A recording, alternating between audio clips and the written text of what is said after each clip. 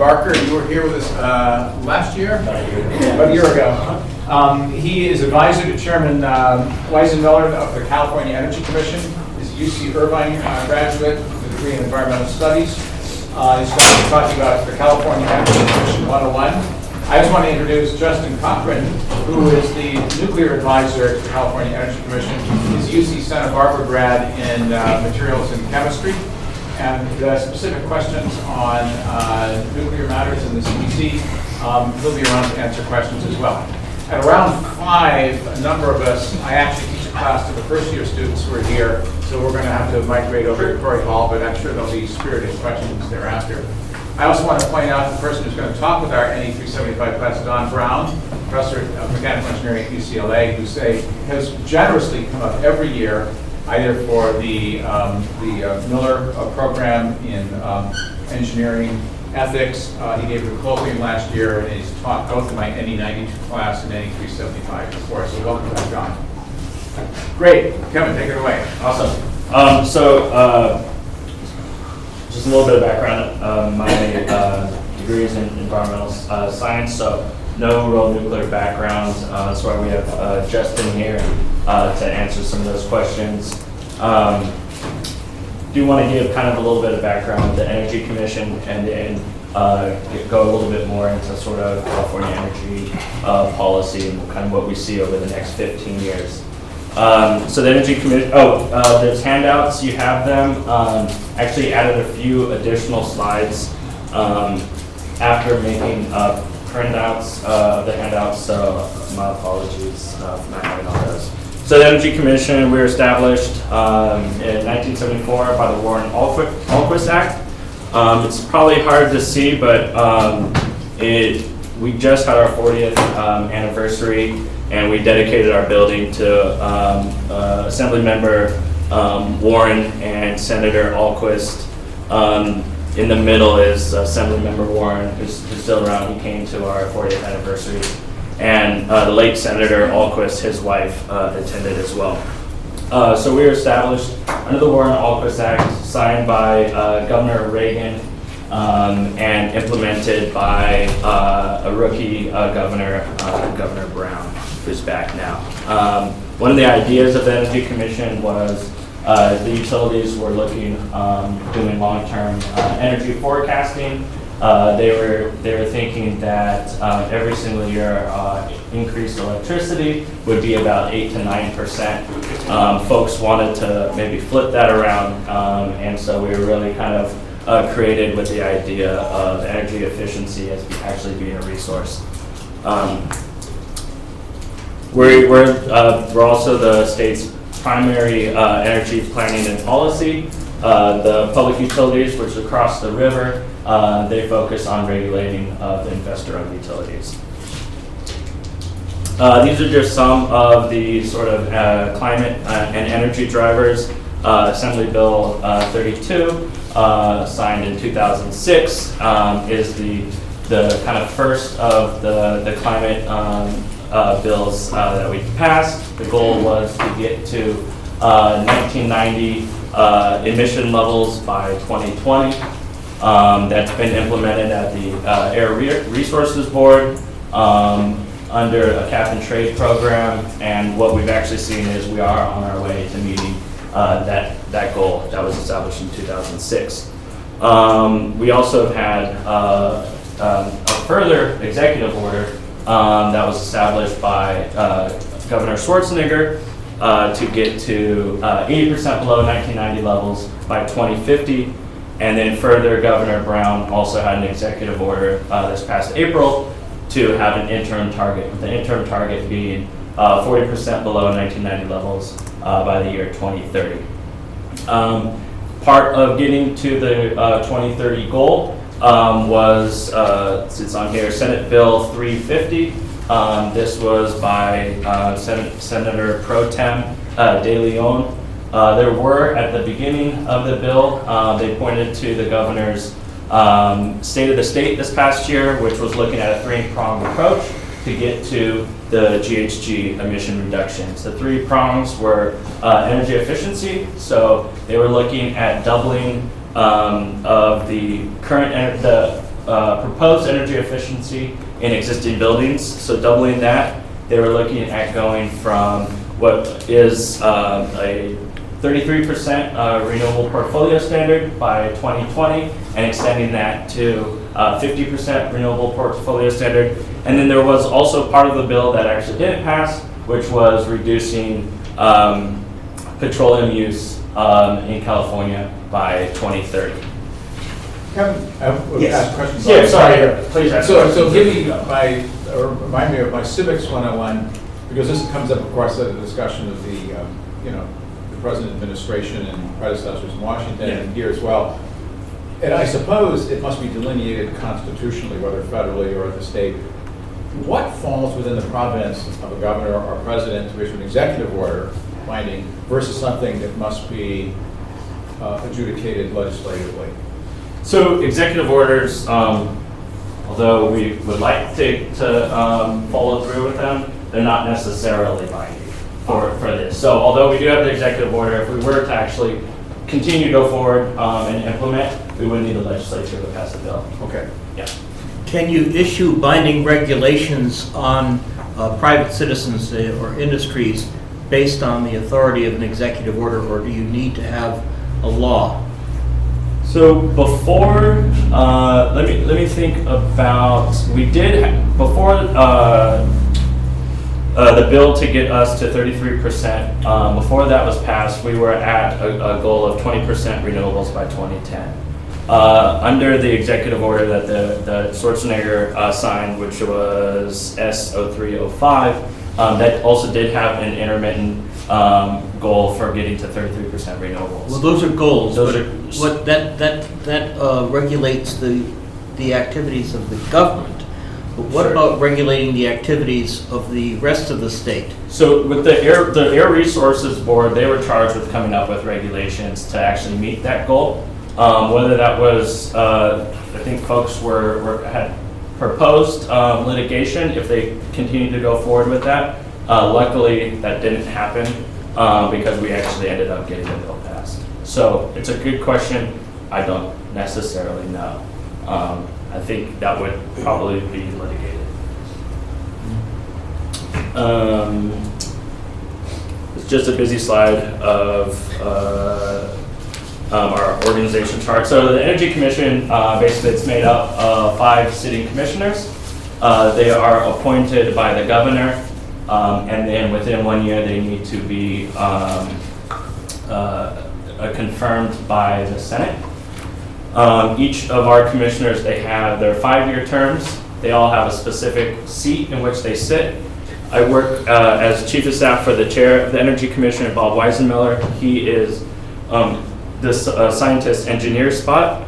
His background, actually, he went here to UC Berkeley. He got a PhD in nuclear chemistry. We also have what's a public member, Commissioner Scott sits that. That's pretty much at will for it's supposedly for the public, although all the commissioners hopefully are working for the public. We have an economist role, and we have an environmentalist role, and then also an attorney role. They're also staggered, so every year there's a new position that opens up. And these folks we've had the same 5 commissioners for the past 3 years right now. Commissioner Scott her term ends at the end of this year. So the Energy Commission has some core responsibilities. I said that we're pretty much the energy planning and policy arm for the government, but here are the core responsibilities. We do biannually we do what's called an integrated energy policy report, and I'll have some follow-up slides for each one of these. That's primarily the document where we try and work through sort of the issues of where do we want to be in the next 10 years and what are the steps in order to go forward with that. A big part of that is doing the energy forecast. As I mentioned, the utilities were proposing 8 to 9% in electricity increases per year. What we see now is it's a little less than 1%. And that actually, a lot of those that changed within the early years of the forecasting. So getting it outside of, they actually have a goal to increase revenue by increasing electricity. We didn't have decoupling yet at the time, but by having the forecasting done in sort of in the public sector, it was able to get out of that that paradigm. We have a big goal of energy efficiency, and we'll get to some of these. We do thermal power plant permits, so these are anything 50 megawatts or above. We are the lead CEQA agency for that. We have about $140 million in research and development that we do. We also have a $100 million transportation, alternative fuels and transportation program. We do permit some renewables, but sort of the photovoltaics and the wind, those are all done at the local level. We don't do that. We do certify renewable facilities, and we do verification and regulations for the publicly owned utilities.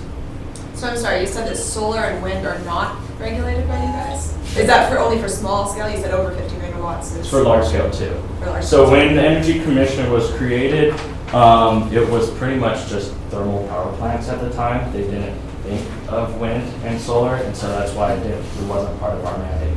So the lead CEQA agencies are the local governments. We do solar thermal, so there's a number of kind of big power towers out in the desert. We permitted those. You do geothermal? Geothermal as well, yeah. Is there a move to add that to your mandate, or are you focusing on leaving that at renewable? So it's an interesting question. So when we did actually do some of the permitting of the thermal power plants, the solar thermal power plants, because of the cost, the really fast cost reductions in PV, some of them actually did want to come back to us. And there was an actual bill that allowed for those thermal power plants, if they did want to switch to PV, we would have jurisdiction over them. That was just a unique circumstance. The locals really want to hold on to the permitting of what's in their area. So I don't know if it'll get much traction of them getting out that responsibility. So every other year we have the Integrated Energy Policy Report. It used to be called the Biennial Report. Some of the main things that we do in here is the forecasting. This is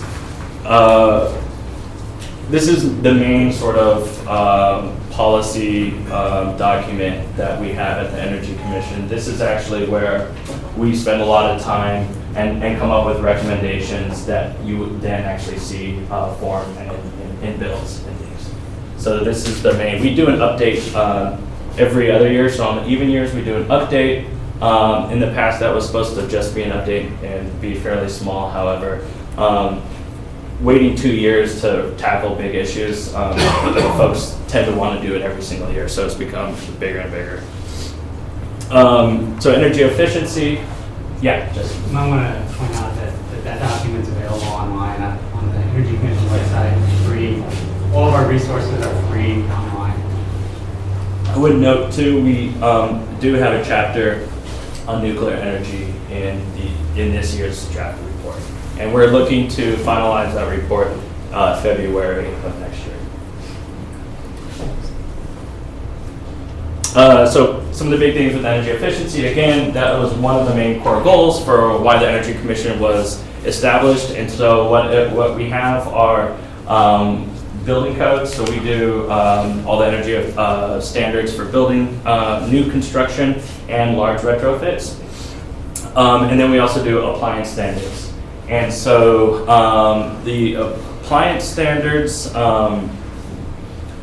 we look at appliances that are not regulated, and then we look to see, are there ways of making sure that they're more efficient.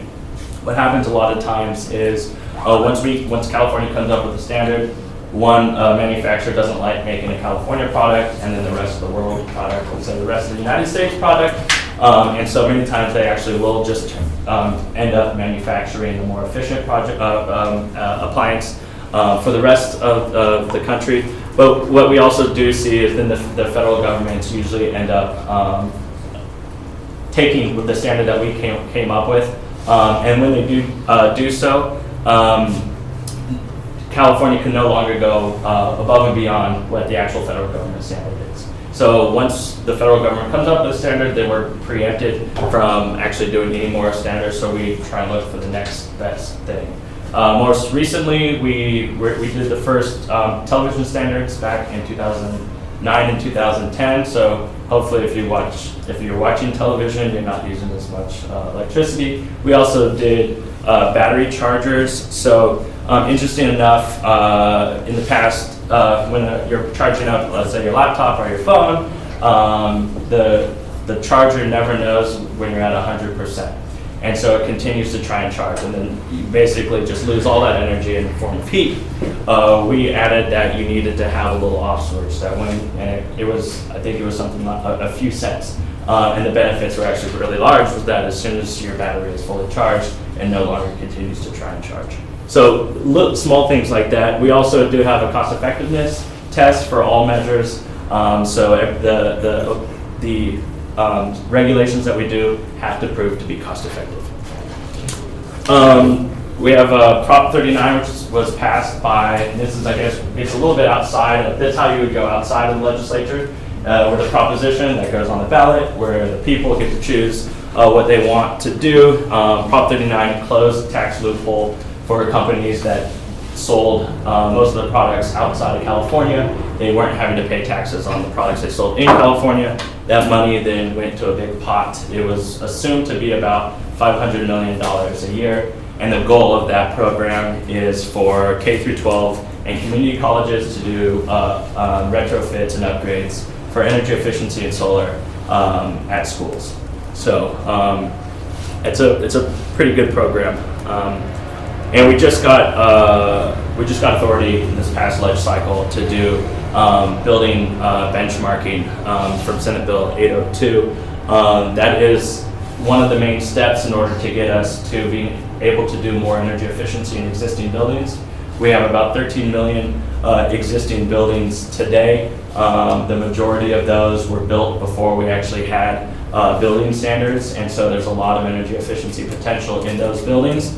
And so by benchmarking and understanding actually what the energy use is of the existing stock, that's one way to help us understand how we can get to more efficiency. This is where we, we do permits for 50 megawatts and above. The one on the bottom, we didn't permit the one on the top left. It looks like San Onofre. But we did do the permitting for the picture on the bottom right. That's Ivanpah. It's close to 400 megawatts. It's 3 power towers. And you see here geothermal biomass. We haven't ever permitted a nuclear power plant. Most of the stuff that comes to us is natural gas. However, as more and more renewables come online, likely we're not going to see as many natural gas power plants. So I believe it was fairly recently that there was a big thing on NPR about kind of their use of natural gas and like the off hours. Yeah. Do you think you could elaborate on like what does California Energy Commission do to respond to that? It's basically the argument in this piece was that it takes so much energy to keep water hot that when the sun's not shining, the water would get cold, so they need to use natural gas to keep it hot when the sun isn't shining. And that in the end, the amount of natural gas they were using was quite a lot, and it kind of like offset the benefit of actually using solar during the day. And So it's a good point. So under their permit, so we actually looked at that. We did respond to actually a number of different folks that were looking into it. They are allowed to burn natural gas as part of their permit. They are within the amount of natural gas that they're allowed to do, part of our permit and in also the air permit. Ultimately, the amount of natural gas that they're burning is about, for the stuff that actually generates electricity, so they're actually also allowed to use natural gas to generate electricity, it's about 5% of the production. Basically our response is, in their permit, they're allowed to do what they're doing, so there's nothing that we can do. So they're in compliance with their permit. And the amount that they burn off hours is for the thermal blanketing is what they call it, so that way they can They don't have any issues with freezing during the nighttime temperatures. So, Yeah. take it as they're in compliance with their permit. And all that comes with mitigation and things like that. That's all worked through. I should note that the goal is to have, it's a 12-month sort of one-stop shop. So you go and get your permit, hopefully in 12 months, or you get a decision in 12 months. You either get the permit or you get denied the permit, which before the Energy Commission is one of the reasons why the responsibilities moved over. My understanding was multi-year in order to just get a decision. So we also, in the late 90s, we had what was called the Public Interest Energy Research Program. Mostly the majority of the funds focus on innovative technologies in energy efficiency, but we also do renewables, infrastructure, and then we also have a natural gas research program. It has now changed hands. This is actually something where PEER was part of a bill in legislation. That wasn't reauthorized in 2011. And so the Public Utilities Commission, because they regulate the investor-run utilities, said that the utilities still had to continue paying that fund. And so we don't have the PEER program for electricity. However, we do have what's called the Electric Program Investment Charge, or the EPIC program. And that is about $140 million a year. Majority of the funds are for energy. Is that why, like, Marine Clean Energy can charge less than PG&E, because PG&E has to pay this $140 million and MCE doesn't? So I wouldn't say that's the reason. I think these bypassable charges, I think they actually go through to CCA, to community choice aggregators. So I think because Marin has to pay PG&E for these same things, and so CCAs, they are regulated by the IOUs, and so I think they actually do have to pay into this. Reason why they're cheaper is other reasons. Of course, there's no equity investment. We have $20 million for natural gas research. A lot of this we do for new combined heat and power technologies, microturbines.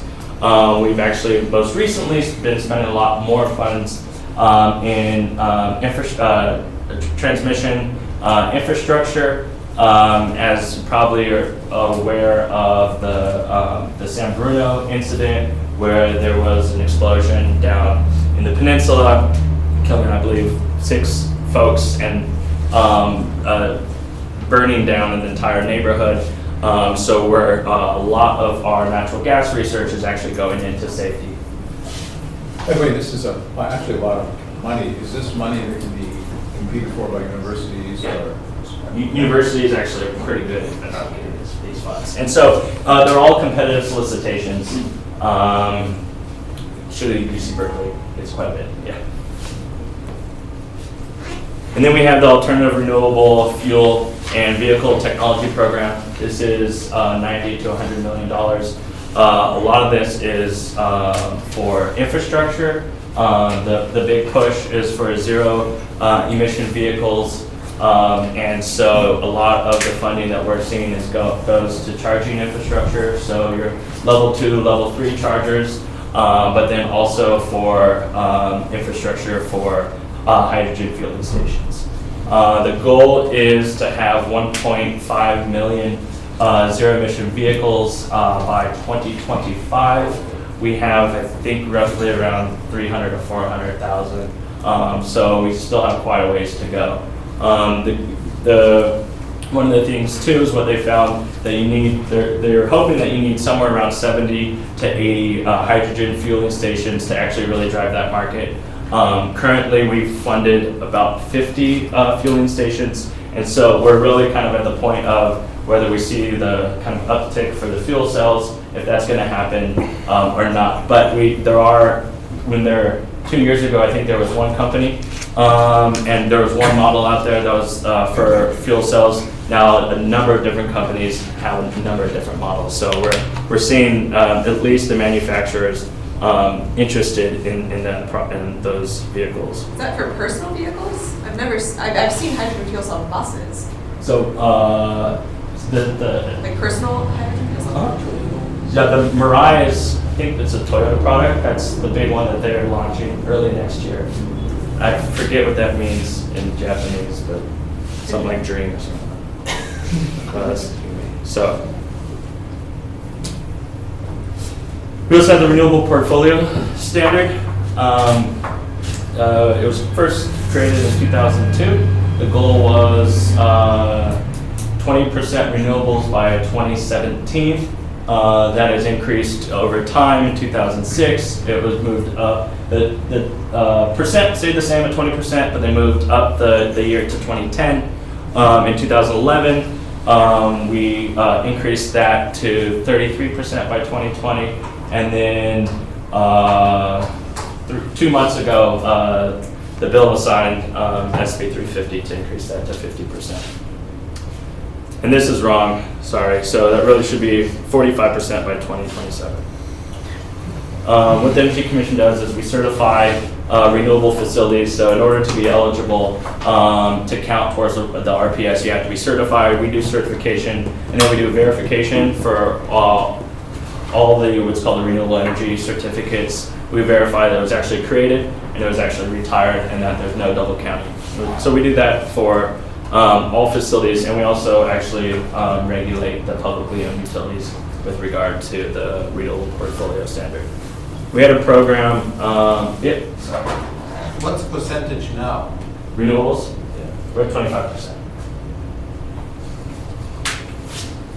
So, new solar homes partnership, this was created in 2006 by Senate Bill 1. The goal of this was to make rooftop solar PV for residential and commercial buildings more economical.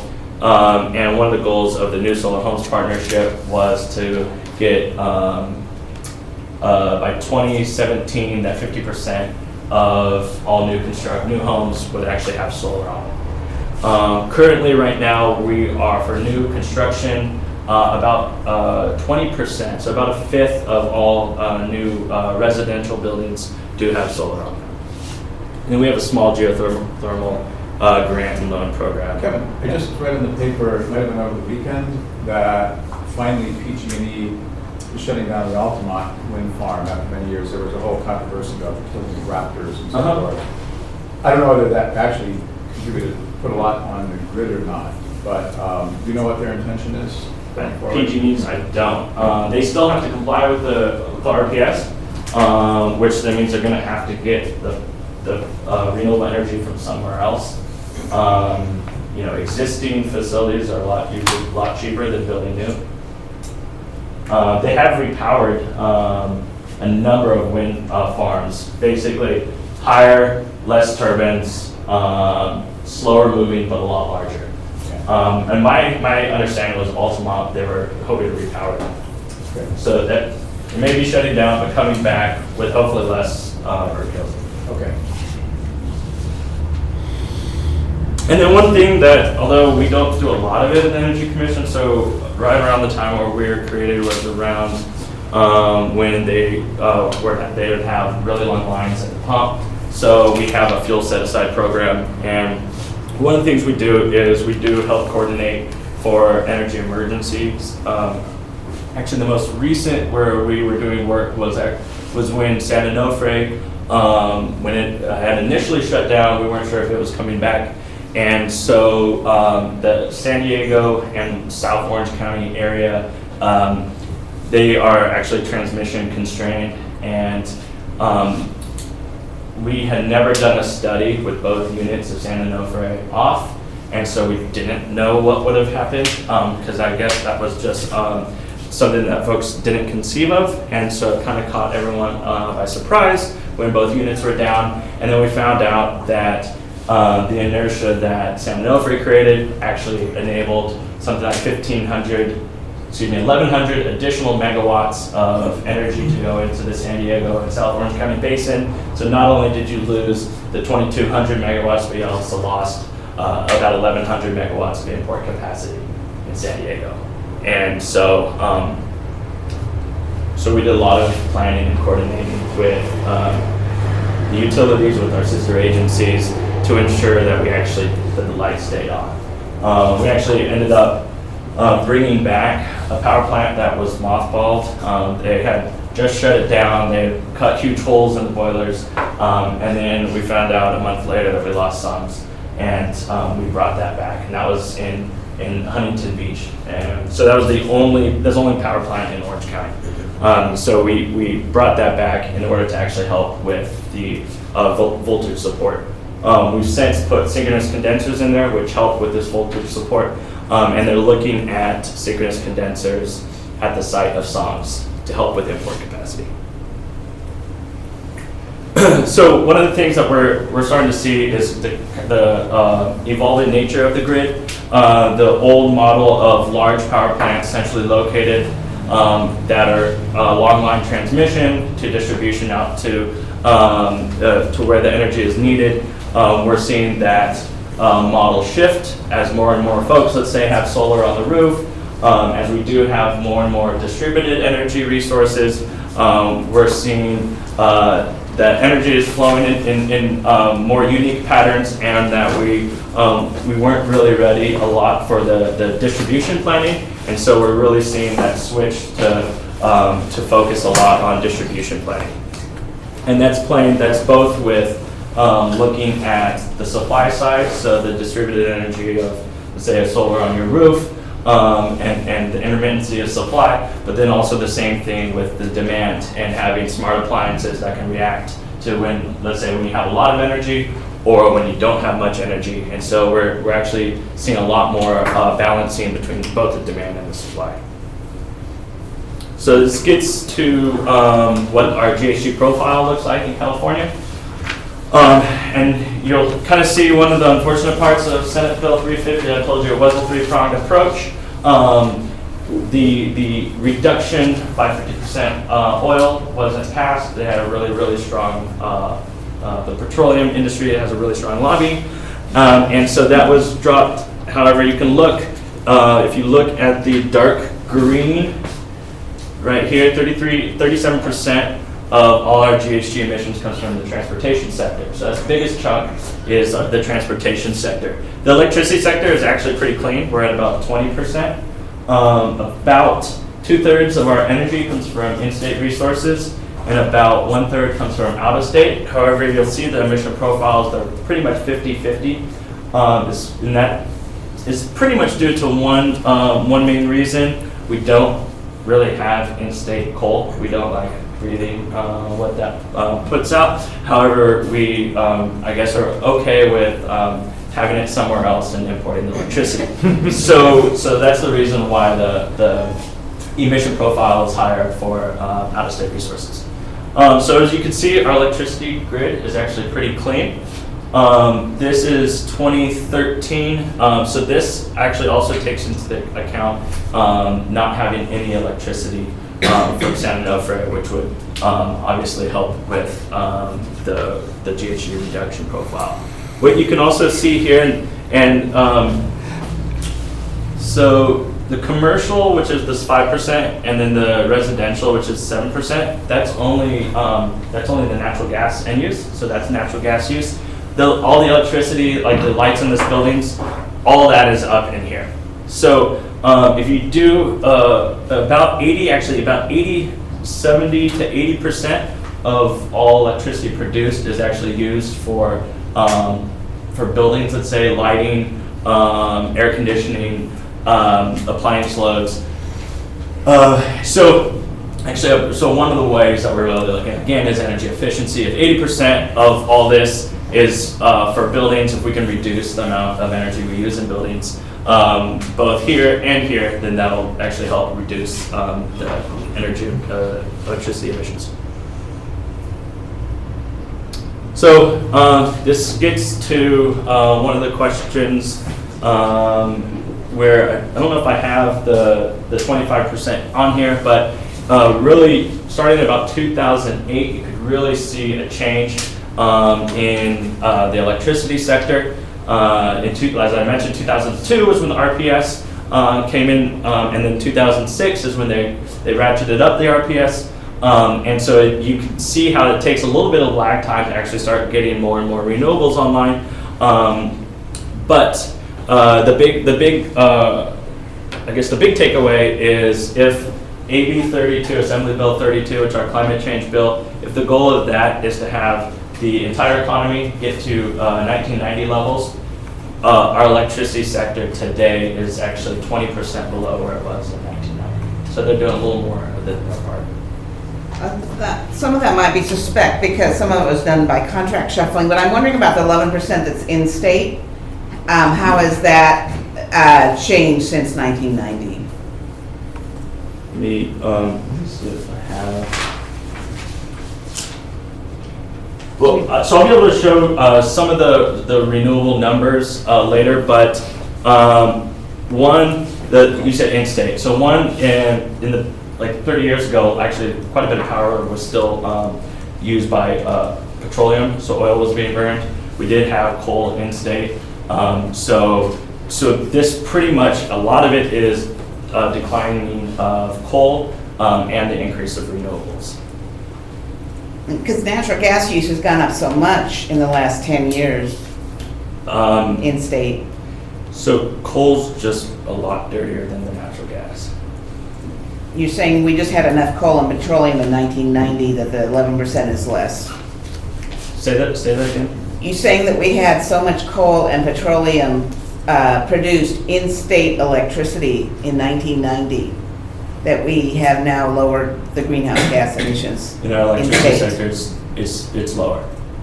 We're total. You know what? The 20% is total. I haven't run the numbers. I could easily run the numbers. I'm going to guess it's quite a bit lower. In 1990, I think because we did have geothermal and we did have some wind, although we didn't have a lot of wind, and we had small hydro, but we were probably at like 5% renewable in 1990. That's just kind of a guess. When the RPS was created, we were at, I think, 12% renewable in 2002, 2003.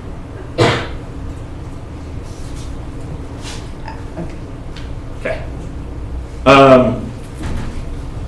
So here are some of the numbers, and this is just within a 5-year period. So the amount of coal, and this is mostly imports. So in 2008, maybe this helps with some of your question, we had close to, I don't know if you can read it, 55,000 gigawatts of coal, which is right here.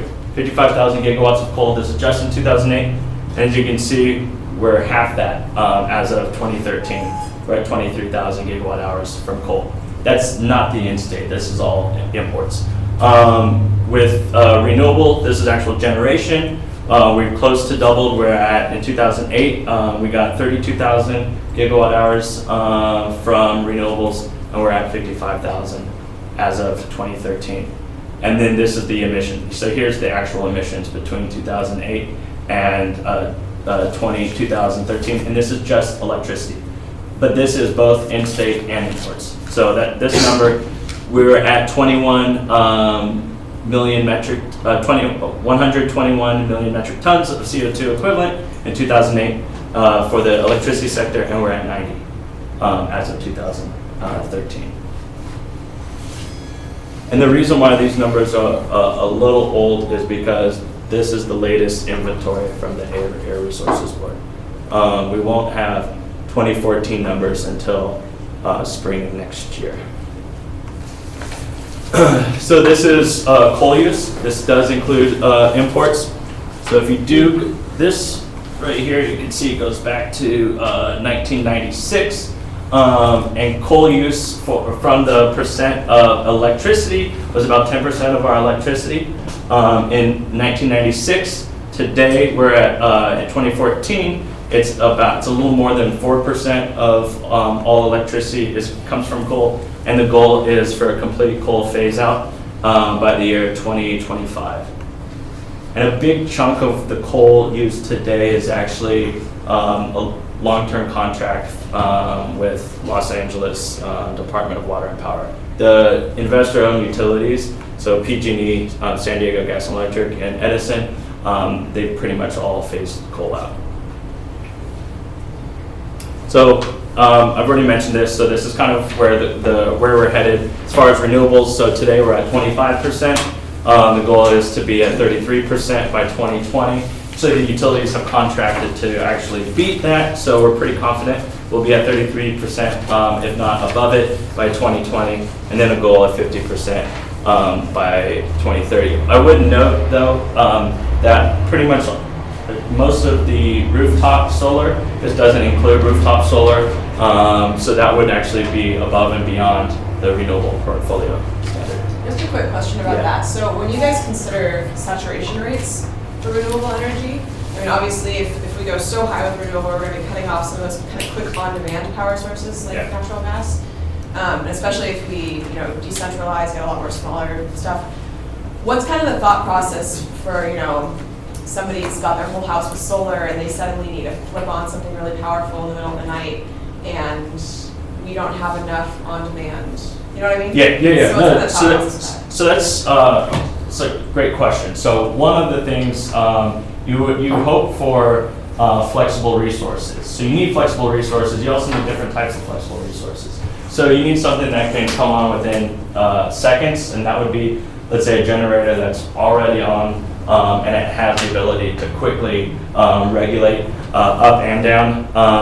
And that could be a generator, or it could, let's say, be storage. I think we're hoping that we move to less carbon intensive. But then you also do, and one of the things I'll touch on, is you also do need this long duration bulk storage. So if you, let's say, do have a whole bunch of solar during the day, and you're not at home running your air conditioner, then we might have a lot of excess generation. And what do we do with the excess generation? Rather than curtailing it, can we actually save that? So you do need a pretty broad set of flexible resources in order to achieve that. And some of the things that you can also do is demand response.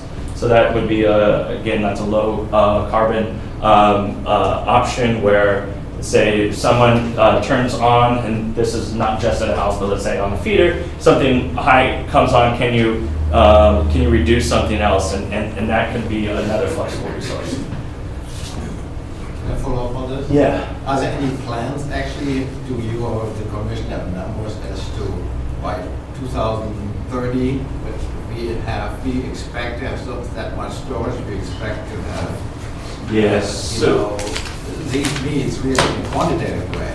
Because storage, as far as I know, doesn't really exist unless you have water pumping up the mountain, which nobody wants to build anymore. Right. So it's a great question. We're having a workshop on long duration bulk storage on Friday, and we will hear from Castaic, which is a LADWP owned pump storage facility, and Helms, which is PG&E owned. So we will hear from them. There are some proposed. Also, there are other proposed projects. The public utilities. And this is they came up with a mandate for the investor-owned utilities to have 1.3 gigawatts of storage by 2020. So they need to procure that.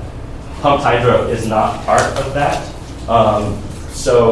However, the 1.3 gigawatts, as you'll see when I get to a duct chart, is not enough. We need a lot more. And so that's a great question. How are we going to get that? And that's one of the goals of the workshop on Friday. Why isn't pumped hydro part of the bulk storage of energy? I mean, it is the major source of bulk storage of energy, so why wouldn't that be included in the goal? It's a great question. This was developed by the Public Utilities Commission. I can take a guess, is that one, they didn't want, let's say, just one developer to suck up the entire goal. You could see a 500 megawatt or 1,000 megawatt pumped hydro facility, and then you wouldn't get anything else. So I think part of the thinking was to try and push, sort of like the California Solar Initiative, was the idea to push some of these technologies that are more expensive now to get economies of scale and to help drive down the cost. So I think that was part of it. We think we we think we need even a lot more than that. So that is the reason why, so the chair of the Energy Commission, president of the Public Utilities Commission are hosting this workshop because they think it should be part of the balancing, an option for flexible generation balancing. So that was just what the Public Utilities Commission went forward with. They have entertained the idea of doing a second phase in which hydro may be part of that. So this shows kind of a renewable generation. You can really see that they're really starting to peak in the latter years. This was that kind of 2008 to 2013, although we do have 2014 numbers here. If you go back to 1983, which is the first time that we had the data, you can see it's just hydro and geothermal. And we're at about 17,000 gigawatt hours. We're at close to 60,000 now, so about 3 times as much. And you can see the little flags show you when the RPS, when the different phases of RPS change. So 2002 was when it was established. 2006 was when they increased the date from 2017 to 2010. And then this doesn't have on here, but the latest bill that was passed, 350, that has a goal of 50%. So this just shows you what the capacity looks like. As you can see, well, actually, if you looked at this pie chart 5 years ago, it would look quite a bit different. We've really seen a lot of solar PV come online within the past 5 years. We've actually seen quite a bit of wind come online as well. And if you look actually at the generation, except for that uptick, if you look here, except for this uptick in, this is wind and then this is solar, if you look here, we actually had all through here quite a bit of geothermal. However, if you look at the capacity of geothermal, because it runs at a lot higher capacity factor, they tend to run 70 to 80% capacity factor, that you don't need as much capacity, obviously, to get the large amount of generation. And you do obviously need more capacity for solar and wind. And this is just in-state, so this doesn't include any imports.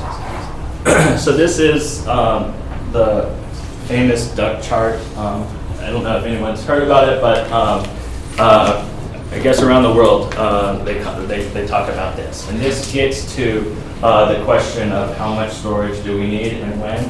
So if you can see the belly of the duck, and this just shows in 2020, although they have done studies beyond that. And if you see here the belly of the duck, and this is primarily this is solar and wind, but primarily to solar. If you look within probably a span of about 5 hours, you need about 13,000 megawatts of ramp capability. You likely, with this belly of duck, you do want to increase, keep the renewables online and not curtail them as much. Probably going to have to shut down generators, so you may not have a lot of that spinning reserve that you would need to help with this evening ramp. And so that is a big issue.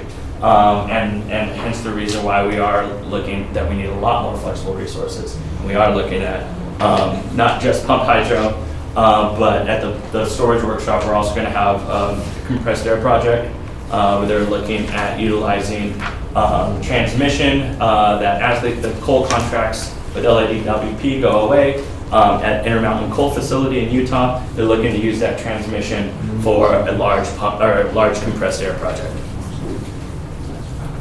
So does this chart make sense? So this is basically the net from the demand minus solar and wind generation. And so that's why you see that large ramp. And you have a risk. They actually show in 2024, they have a study that there are times of the day where you have 13,000 megawatts of over generation. So the goal is to build the system smart. You don't want idle renewable facilities out there. It just doesn't make good economical sense. This gets to the storage question. The PUC storage ruling, that's the 1,300 megawatts. of storage by 2020. We do, under our EPIC program, we do quite a bit of research, and development, and that's for flow batteries, it's for things like lithium-ion batteries, and it's not just looking at the technologies, but how can you optimize using the technologies.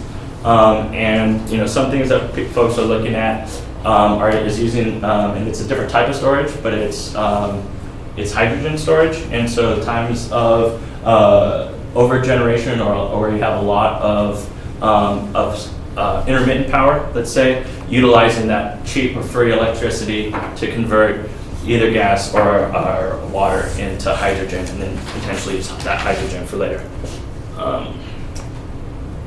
Another option is looking a bit more at a regional approach. So in November 2014, the ISO set up a partnership, or went live a partnership with PacifiCorp, which is a utility in the West.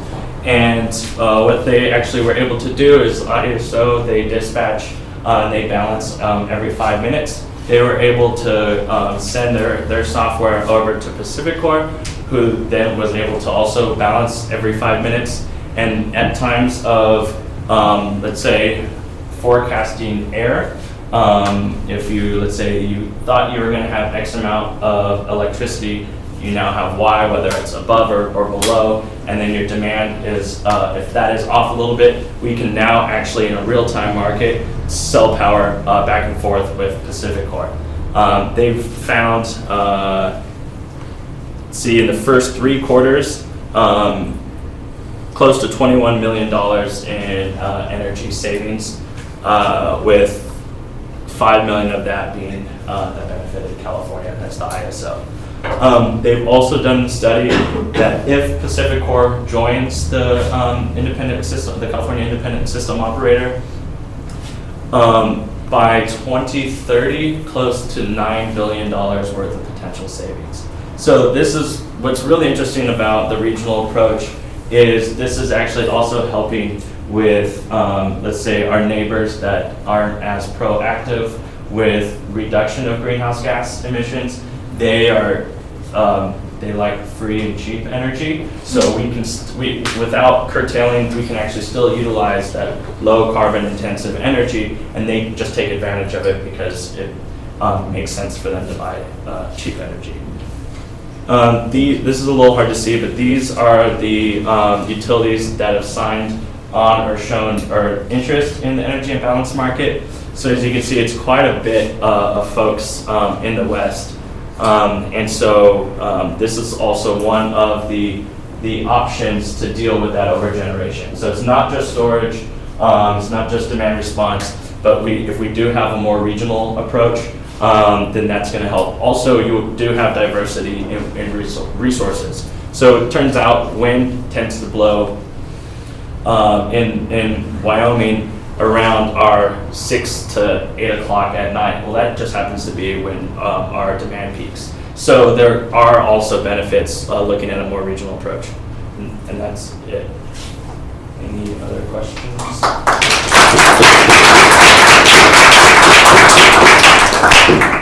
Mr. Goodman? Yeah. Are you responsible for the commission, is you responsible for the security of the energy infrastructure in the state? So what's interesting about that is about 10 years ago, we actually did research looking at like cybersecurity issues. And because of the nature of our research, it's public interest research, so everything has to be made for the public to see. We decided not to continue doing that because we don't necessarily want to show we're vulnerable. So we've actually not done that. Is somebody doing it? So yeah, so again, a lot of this is sensitive information, but what we've heard is, let's say PG&E, something they said they get something like 10,000 attempted hacks a day. And so they care a lot about this, and so there's quite a bit. But then there are also physical threats. So this was maybe 2.5 years ago, there's a substation down at Metcalf that was assault rifled, and actually the grid almost came down due to that. So there are physical threat issues too that the utilities, I think because of things like that, they're spending a lot of money looking into. I heard, decades ago about flywheel storage of energy. Yeah. Huge flywheels in evacuated compartments and so Yeah. forth. And viscously linked and so forth. Has that all gone away? I haven't heard anything recently. So it's still out there. We actually have a demonstration project at Camp Pendleton where they're doing a, let's say, it's what they're calling a fractal grid. It's a tiny kind of microgrid, and they are utilizing a flywheel technology. So, I mean, the goal is that when I was saying you need flexible generation, but you need a wide variety, that is that real quick response where it can, milliseconds it can respond. That isn't necessarily going to help with that belly of the duck where you want to take a bunch of power and move it, 3 hours later. But we need that full sort of array so that it is an option. Yeah. One thing in this context always indicates a little bit that electric vehicles and the fuel cell hydrogen, they don't help with greenhouse gas emission at all as long as you have any gas, coal, gas, oil power plants. Yeah. Are people not aware of that, or why is that even brought up in this context? I mean, and why is it subsidized? That makes no sense to me whatsoever. So, it's interesting. There was the Energy Institute at Haas here at Berkeley. They do annually or biannually. They have folks come in and talk about the economic work that they've done. And it was cool research, but one of the projects was they looked at the GHG benefits of, let's say, electric vehicles in southern states and then, let's say, in like California. And the answer was, you have a lot more GHG benefits in California because you don't have. I think that's wrong. Okay. Because the more vehicles, electric vehicles you have on the road in California, the longer you have to run your coal-fired power plants and your gas-fired power plants. You cannot take the energy mix. That's a false calculations. If you didn't have any electric vehicles, you could shut down this power plant earlier. Yeah. And if you do not take the energy mix, but you look just as coal anyway, but also gas, the carbon footprint is actually higher if you run electric vehicles. So, well, if you look at the profile of the greenhouse gas emissions, it's tending to say that running vehicles on petroleum emits quite a bit.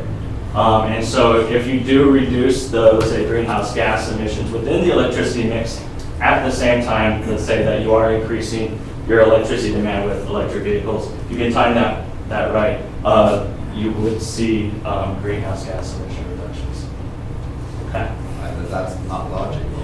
So if we don't run any coal plants and you switch something from an oil-based transportation mix, and you're not running coal, I guess I think people have calculated that for gas-fired power plants too, and it's still more carbon dioxide produced if you run your car. The electricity from the gas-fired power plant is just running the same size of car, modern fuel-efficient car. So, well, That the actually research. is not true because the efficiency of a huge gas turbine in like a coal or even a gas power plant is going to be way, way better than the lightweight, small converter in your car when you're running it on gas.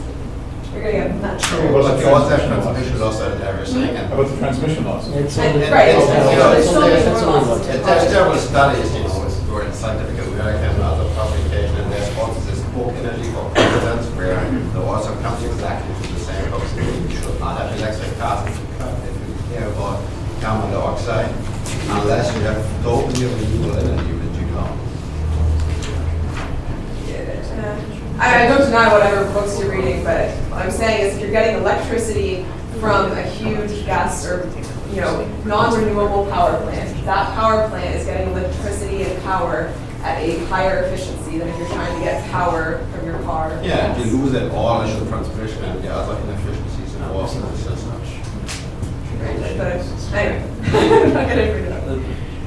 these numbers made things better. And for the hydrogen, where do you get hydrogen from? You get it from natural gas, and the rest, the other part of the gas molecule is CO2 gets emitted in the. So hydrogen or That's the ones that they. So you have an enormous resource here in the University of California. I know the Energy Resources Group here and so on. Who are your go-to folks, and how does the UC corporately help you? How can we do more to help you? It's a great question. No, I'm no fan of engineering, so. so that's a great question. Well, so as far as like the research and stuff we do, all that has to be, the goal is to have that as competitive as we bid. So we can't necessarily discuss those things with actually anybody. But as far as the intellectual sort of And base in advisory here, capacity. then we used to have an advisory board for under the old public utilities, and I think there is interest in bringing that back, and UCs as well as other folks like Stanford have actually played a big role in that.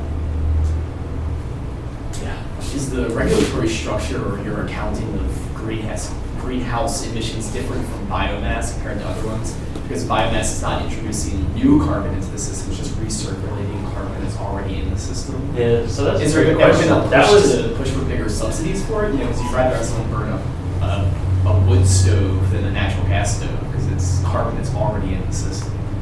So a couple of things. Well, there are issues not just with, let's say, greenhouse gases. That's a big thing, but there are air pollution issues too. And so you probably would actually want the natural gas burnt stove rather than a biomass stove if you're going to be breathing in the air pollution. But you know Alaska has a lot of wood burning stoves.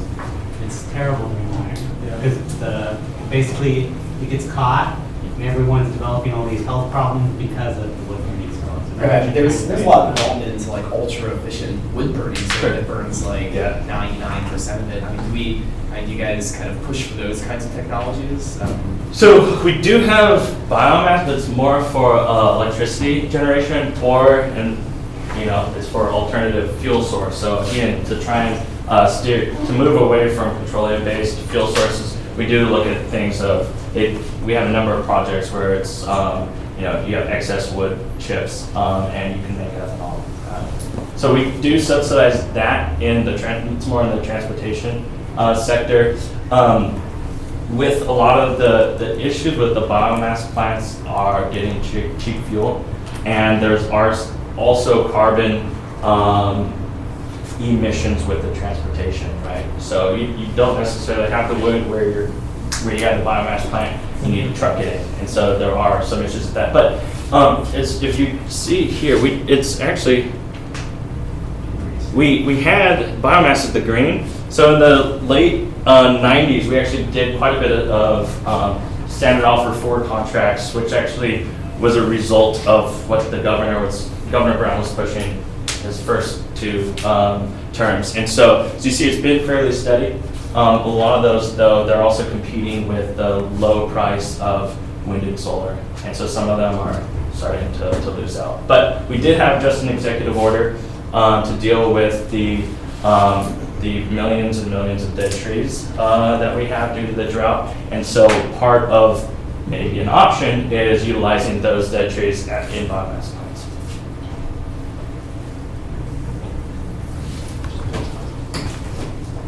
Let's thank our speaker again. And thank you.